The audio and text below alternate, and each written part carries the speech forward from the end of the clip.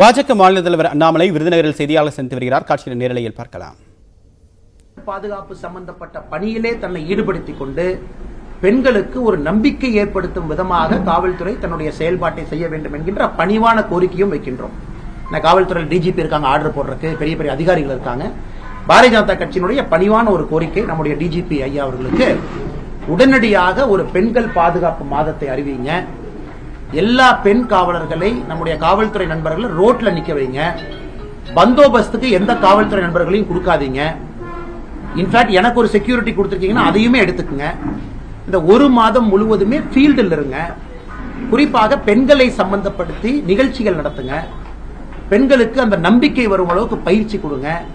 Self defence technique சொல்லிக் கொடுங்க. ஒரு கல்யாண மண்டபத்தில் செல்ஃப் டிஃபென்ஸ் டெக்னிக் சொல்லிக் கொடுங்க. அதற்கு பாரதிய ஜனதா கட்சி ஒரு அரசியல் கட்சியாக தமிழக காவல்துறைக்கு உறுதுணையாக எப்படி இருக்கணுமோ நிச்சயமா இருக்கும். இது எங்கள் வேண்டுகோள். ஏன்னா நிறைய அதிகாரிகள் இருக்காங்க, காவல் சட்டம் தெரிந்தவர்கள் இருக்கின்றார்கள். ஆனா எப்பவுமே இதை போன்று குற்றம் அதிகரிக்கும் பொழுது நம்பிக்கை ஏற்படுத்துவதற்கு இந்தியா முழுவதுமே அயல் நாடுகள் இதை போல் நடத்துவது ஒரு இயல்பான ஒரு விஷயம்தான்.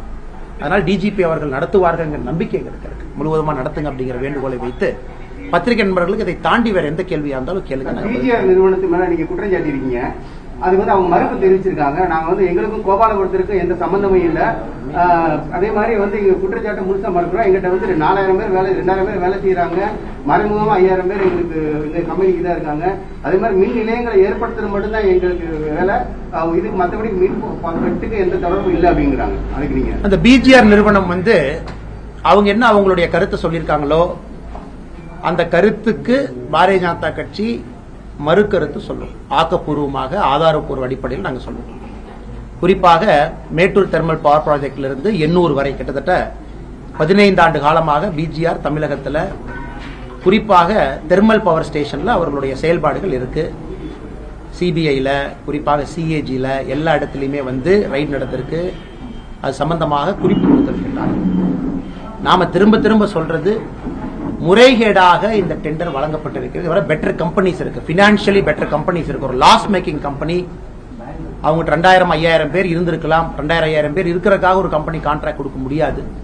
5 வருஷமா தொடர்ச்சியாக லாஸ்ல இருக்கக்கூடிய ஒரு கம்பெனி, இந்த டான்ஜெட்கோனுடைய பினான்சியல் கண்டிஷன்ஸே மீட் பண்ணாத ஒரு கம்பெனிக்கு முறைகேடாக டெண்டர் வழங்கியிருக்கின்றார்கள். இதை நாங்க மட்டும் சொல்லல, பெல் நிறுவனத்தினுடைய ஊழியர்கள் நேற்று போராட்டம் நடத்தியிருக்கின்றார்கள் திருச்சியில்.